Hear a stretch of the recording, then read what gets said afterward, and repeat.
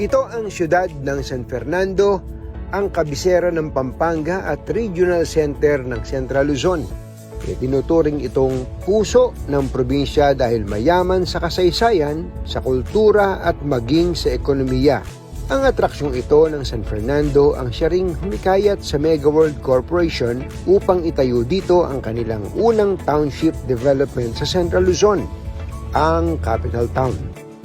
Ayon kay Eugene Lozano, Senior Vice President for Sales and Marketing ng Mega World sa Pampanga, taong 2016 nang simulan nilang planuhin ang naturang township development. Etong partnership namin simula 2016 na nagsimula. Although etong area na to, this was previously called Pasodeco. It's a old sugar mill.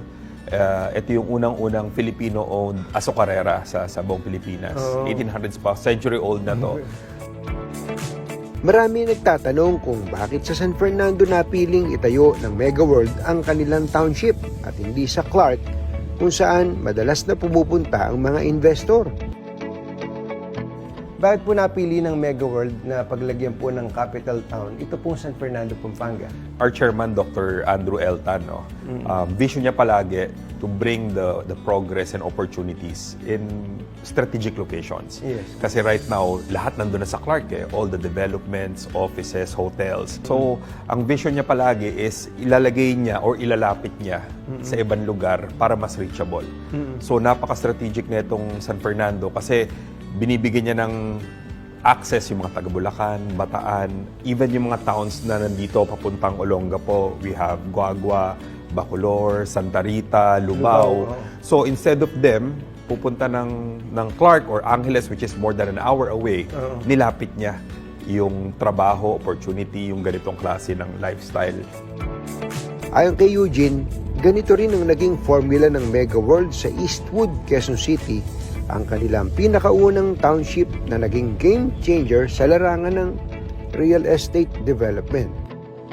Decades ago, ang boom ng mga business districts are Ortigas, Yes. BGC, and Makati. So, very similar to his vision here.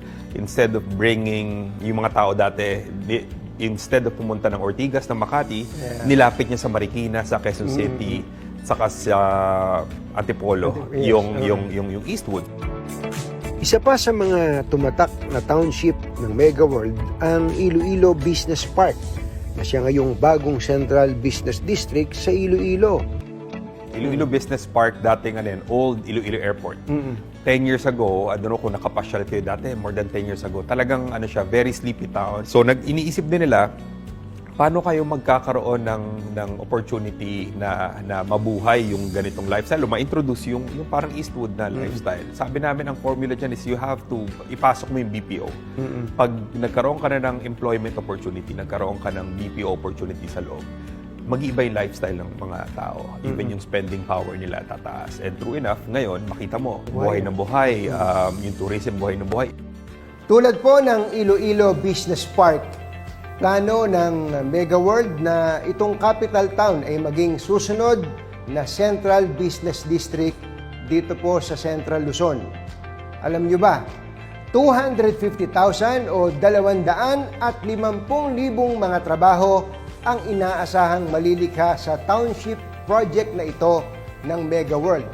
Ito po'y bahagi ng advokasya ng kumpanya na magbigay ng maraming oportunidad sa ating mga kababayan.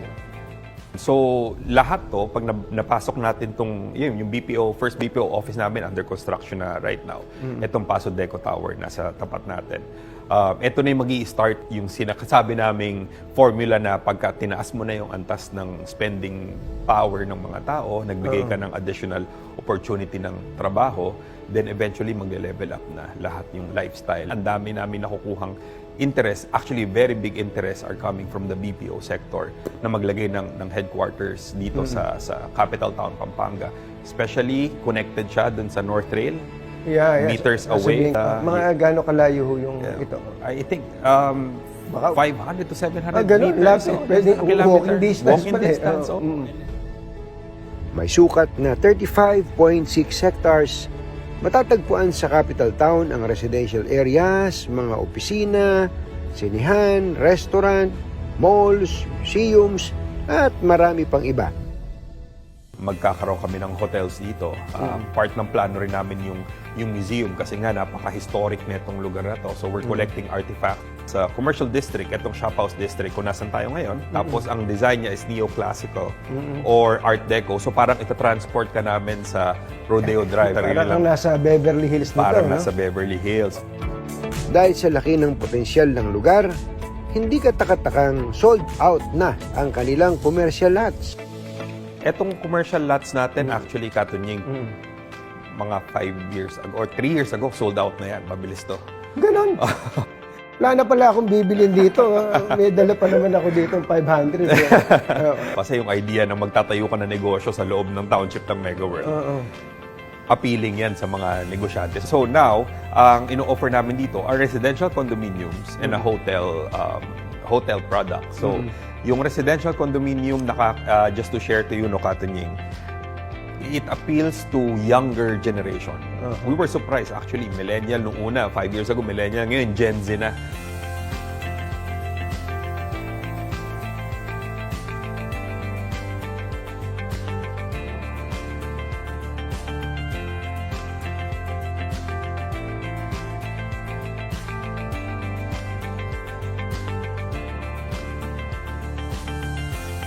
Ang natutuwa kami kasi yung mga Kapampangan, Gen Z and Millennials, nakikita na nila na gusto nila yung ganitong klase ng lifestyle. Parang uptown, parang Eastwood. Pero dito pa rin sa probinsya nila. Yes. Malapit sa pamilya nila.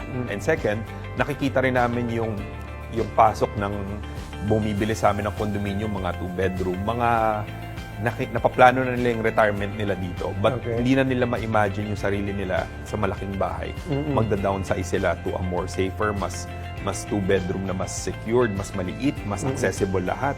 Pagbaba mo, para kang may mall ka sa tabi, may park ka sa tabi, may mga restaurants and coffee shop. So ito yung dalawang nakikita namin pumapasok na buyers namin. OFW yun, malakas. Yung retirees, isa yun. Isang malaking market namin talaga OFW. Kasi nga, gusto nila kung mag-retire na sila dito sa Pilipinas. So yun. And may isa kaming produkto na mas enticing talaga sa mga OFW, which is yung hotel namin, yung Savoy Hotel. Bukod sa mga building, marami ring open spaces sa capital town.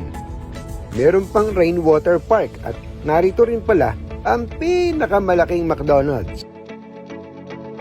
Yun nga pala, ba't nyo ba dito inilagay itong pinakamalaking McDonald's? Kasi nga, yun nga I think yung mga Kapampangan, they deserve something big, something beautiful.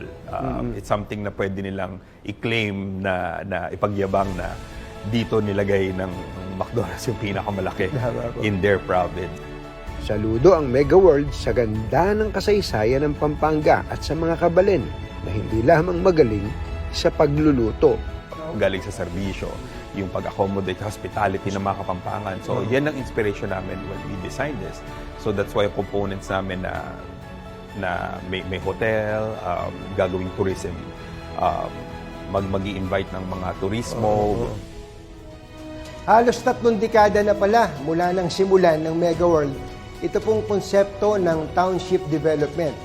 At mula po noon, napakadami ng mga komunidad na nilikha. Very aggressive po ang Mega World dito. Komunidad na kung saan pwedeng tumira, magtrabaho, at saka mag-enjoy. Sa capital town, tuloy po ang Mega World sa pagdudulot ng mas positibong pagbabago sa buhay ng mga kabalen. At ito rin ang nagsisilbing instrumento para sa mas maunlad pang Pampanga.